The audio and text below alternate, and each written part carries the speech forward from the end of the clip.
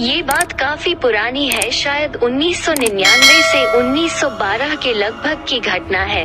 हमारे पड़ोस में एक किराएदार रहा करते थे।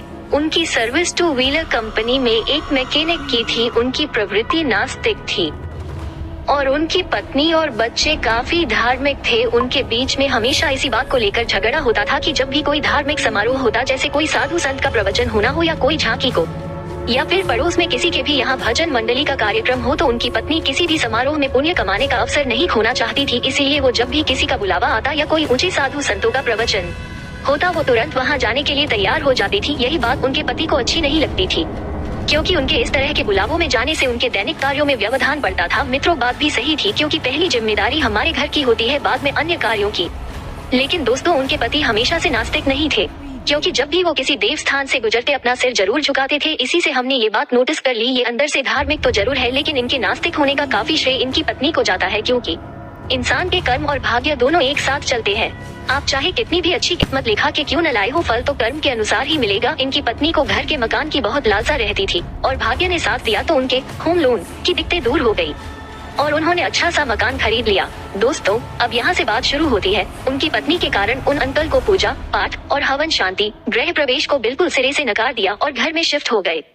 उस घर में जाते ही सबसे पहले तो उन अंकल को भगवान की तस्वीरें लगाते ही कील से गहरा जख्म हो गया और खून की धार जमीन पर गिर गई। उनको 7 टांके आए। घर में शिफ्ट होने के बाद वो कुछ समय के लिए कहीं बाहर चले गए। वापस आए तो उनके साथ अजीब अजीब बातें होने लगी। उनको रात में कभी कभी ऐसा महसूस होता कि कोई उनके पास से होकर सीढ़ियों की तरफ जा रहा है, तो कभी कभी उनको नींद में ऐसा लगता कि किसी के आने की झपकी पड़ी हो। अब इस तरह उनको 2-3 महीने हो गए। फिर एक दिन और एक बात हुई, उन अंकल की तबीयत खराब हो गई। सब जांचें हो गई, लेकिन कोई समस्या नहीं आई। लेकिन वो अंकल अपनी पत्नी से कहते कि मुझे बहुत घुटन महसूस हो रही है और मन भी खराब हो रहा है। वो अपनी पत्नी से बोलते, पता नहीं मुझे बार बार ऐसा लग रहा है कि बहुत जी भर कर रो। दोस्तों, यहाँ आपको ऐसा लग रहा होगा ये क्या बात हुई, कोई अपने आप क्यों रोएगा? लेकिन दोस्तों, जो मैंने सुना वही बता रहा हूँ। आगे चलते हैं दोस्तों।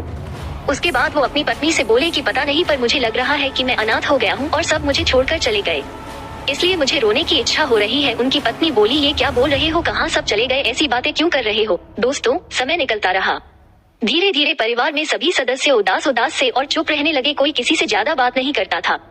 उनके घर पर कोई भी उनसे मिलने के लिए जाता तो यही कहता, उनके यहाँ तो जाते ही ऐसा महसूस होता है जैसे कोई मर गया हो और उसको जलाने की तैयारी में गए हो, और घुटन सी भी और रोने जैसी हालत हो जाती है। इसलिए हम तो वहाँ ज्यादा नहीं जाते हैं आजकल। दोस्तों, हम कहते हैं न कि अच्छे कर्मों का फल हमेशा मिलता है। हम तो शायद ये उनकी पत्नी के अच्छे कर्मों का ही फल मानते हैं कि एक दिन एक सारंगी बजाने वाला, जिसको हम लोग कमली भी कहते हैं, उधर से गुजर रहा था। तो उनके बच्चे बाहर ही बैठे थे। अचानक वो दरवाजे के पास आकर रुका और बच्चे को थोड़ी देर देखने के बाद कहा, बेटा तुम्हारी मम्मी को बुलाओ। बच्चा अंदर जाकर बोला, मम्मी कोई मांगने वाला आया है, आपको बुलाने के लिए कह रहा है।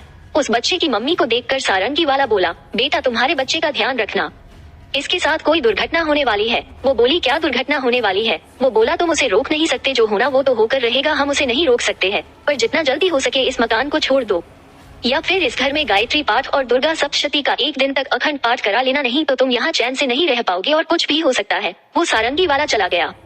उसके थोड़ी देर बाद बच्चे की माँ ने उसे किराने की दुकान से कुछ लाने के लिए भेजा, जो रोड के उस पार थी। तो वो बच्चा जब सामान लेकर आ रहा था तो उसको किसी स्कूटर वाले ने टक्कर लगा दी। इत्तेफाक से बच्चे को भी 7 टांके आए। अब जब से वो सारंगी वाला बोल कर गया, तब से वो घर में दहशत सी फैल गई।